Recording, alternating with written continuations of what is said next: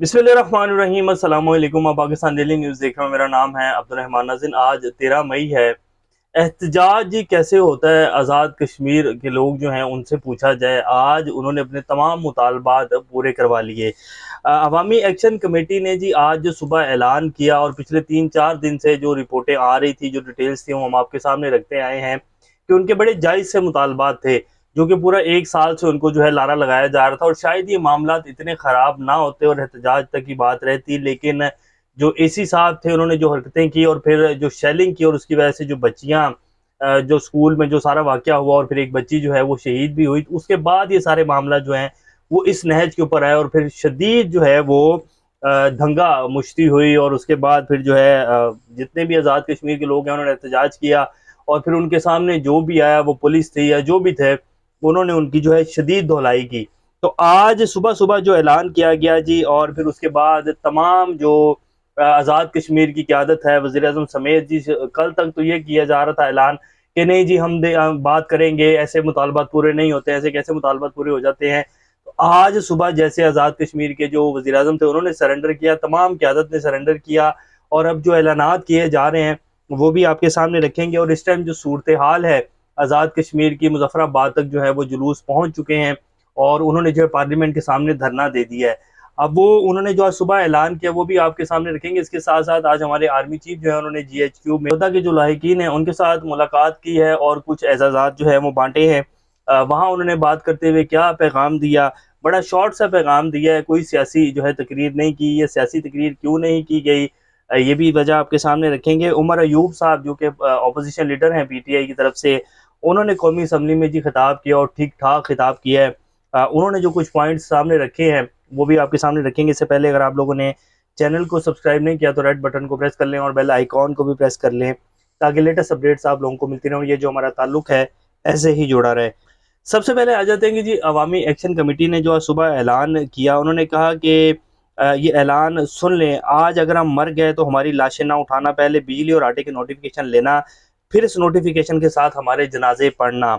और उसके बाद जी फिर जो मुज़फ़्फ़राबाद में रेंजर्स की कुछ जो है एहलकारों को भेजा गया। वैसे तो हमने कल भी आपके सामने ये खबर रखी थी कि रेंजर्स और आर्मी को जो है वापस डिप्लॉय कर लिया गया। उन्हें पहले तो भेजा गया कि सूरत-ए-हाल को कंट्रोल करें, लेकिन फिर खैर सूरत-ए-हाल को देखते हुए, जायज़ा लेते हुए वापस बुला लिया गया और ये एक बड़ा अच्छा कदम था। लेकिन आज सुबह भी जो रेंजर्स की जो है गाड़ियाँ वहाँ से गुज़र रही थी या वहाँ जो है भेजा गया उन्हें कि हालात जो है ज़्यादा ख़राब ना हो जाएँ और कोई खाना जंगी की तरफ माहौल ना जाए, तो वहाँ जो मुश्तिल मुज़ाहिरीन थे उन्होंने पथराव किया जी।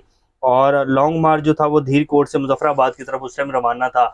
और अब इस टाइम की जो सूरत-ए-हाल है वो इस टाइम में जो है मुज़फ़्फ़राबाद जो पार्लियामेंट है उसके बाहर जो है सारा लॉन्ग मार्च पहुँच चुका है और उन्होंने वहाँ धरना दे दिया। आज़ाद कश्मीर के जो वज़ीर-ए-आज़म हैं उन्होंने कह दिया कि जी हम तमाम मुतालबा जो हैं वो पूरे करेंगे और ये जायज़ हकूक़ हैं। बड़ी उनकी जो है वो लाइन अब सीधी हो गई है। पिछले 24 घंटे में जो उनका घमंड था वो टूट चुका है जी। जो बड़े दावे कर रहे थे, नहीं जी ऐसे कैसे मुतालबा तस्लीम किए जाएँगे, ऐसे कैसे हम सरेंडर कर सकते हैं, तो आज़ाद कश्मीर के लोगों ने जी सरेंडर करवा के दिखाया है। और इस तरह जी मुतालबात पूरे होते हैं जब आप जायज़ मुतालबे के ऊपर हों। और सबसे बड़ी बात जी, अवामी ताकत के सामने कुछ नहीं रुकता, अवाम ही असल रियासत होती है। और ये जो हमें जो है सुनाया जाता है और दिखाया जाता है कि नहीं जी रियासत होती है, अवाम जो है वो अलग है और जो रियासत फैसला करती है वही सब कुछ होता है। नहीं, असल रियासत जो है वो अवाम है और अवाम का ही जो है फैसला चलता है। जैसे कि पाकिस्तान में आप लोगों के सामने है कि 8 फरवरी का इलेक्शन हुआ, अवाम जो असल रियासत है उसने बताया कि जी हम इस पार्टी के साथ और इस लीडर के साथ खड़े हुए हैं, लेकिन जो असल रियासत है उसका फ़ैसला नहीं माना। और जो एक रियासत खुद ही बनी हुई है, जो अपने तय एक रियासत है, उसने कहा कि नहीं जी जो हम चाहेंगे वही होगा। तो अब जी हमारे जो वज़ीर-ए-आज़म साहब हैं शहबाज शरीफ साहब, उन्हें भी जो है कल तक तो याद नहीं था। कल रात उन्होंने कहा कि जी इजलास बुलाया जाएगा और आज उन्होंने इजलास भी बुला लिया आज़ाद कश्मीर के मामले के ऊपर और 23 अरब रुपए की जी मंजूरी दे दी। और साथ ही उन्होंने ये भी कहा कि जी आटे की कीमत जो है 50 रुपए किलो कम करके 40 किलोग्राम आटे की जो कीमत है वो जी 2000 रुपए तक कर दी गई है, जबकि 100 यूनिट तक जो बिजली की कीमत है उसको 3 रुपए फ़ी यूनिट कर दिया गया है। और जो इससे ऊपर यूनिट इस्तेमाल करेगा उसको जो है 5 रुपए यूनिट जो है दिया जाएगा। तो ये ऐलान कर दिया गया है जी, यानी कि तमाम मुतालबा जो हैं वो तस्लीम कर लिए गए हैं। तो इस तरह जी एहतजाज होते हैं और उसके बाद जो है फिर मानना पड़ता है, किस तरह नहीं माना जाता, सब कुछ ही मान लिया जाता है। एहतजाज में सिर्फ जो है वो थोड़ी सी जान होनी चाहिए, लेकिन एहतजाज पुरतशद्दुद नहीं होना चाहिए जी। अपनी ही इमलाक पर और अपने ही लोगों को जो है नुकसान नहीं पहुंचाना चाहिए।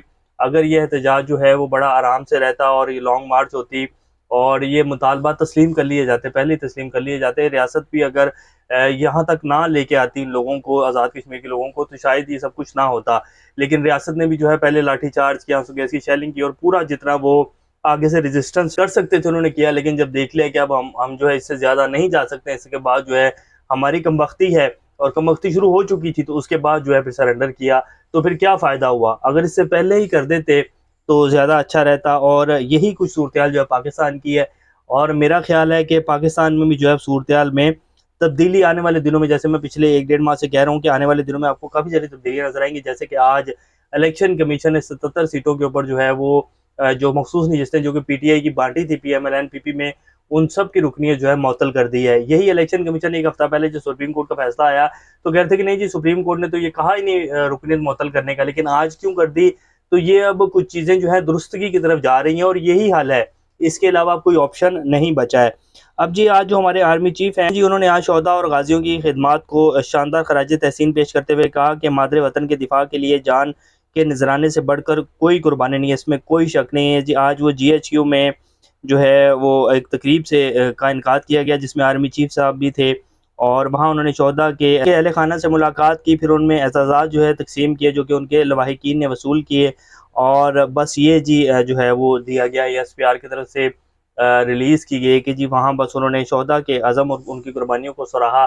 इसके अलावा उन्होंने कोई सियासी जो है बात नहीं की और यही मैंडेट भी है जी, मेरा जहाँ तक ख्याल है कि इसके अलावा जो है मैंडेट भी नहीं है।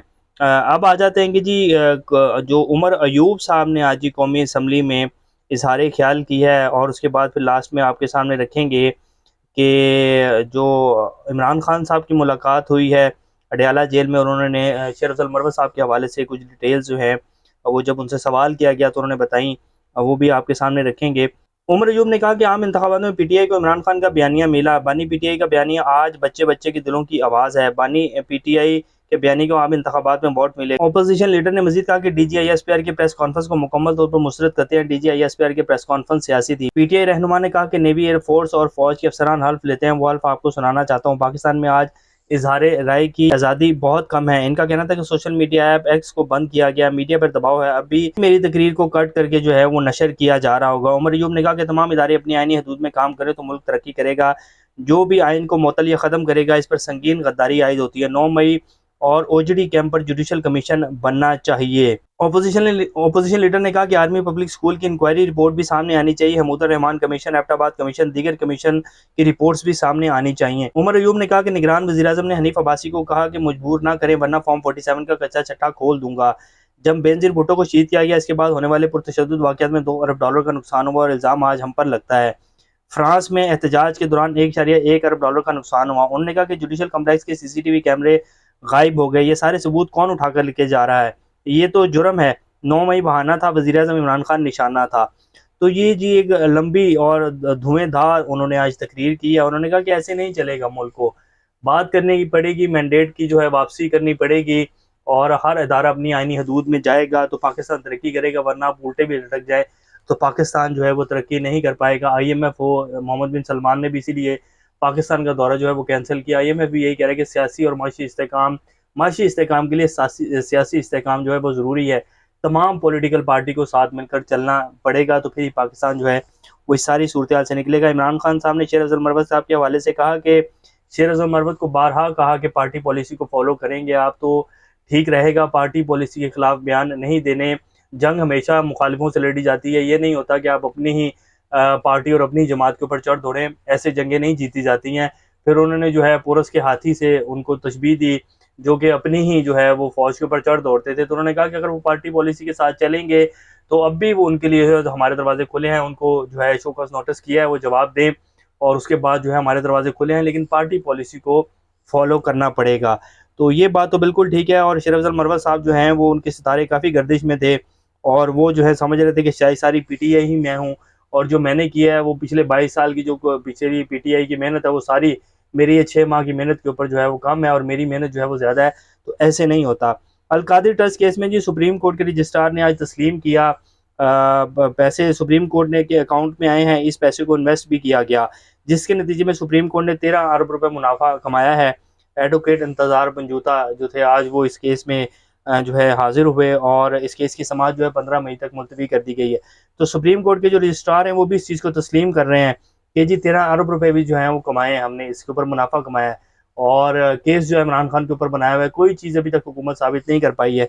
तो ये झूठे केसेस जी ख़त्म करने पड़ेंगे और इमरान खान को जो है उसका मैंडेट वापस करना पड़ेगा, तो पाकिस्तान सीधा होकर चलेगा।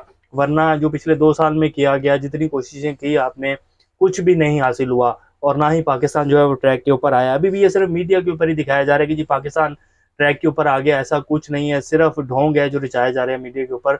इमरान खान के सामने सरेंडर करना पड़ेगा और उसका इज़हार उन्होंने कर भी दिया कि माफ़ी मुझसे मांगे, मैं माफ़ी नहीं मांगूंगा। तो माफ़ी मांगनी पड़ेगी जी, फिर ही जान छूटेगी और फिर ही पाकिस्तान जो है वो आगे बढ़ेगा।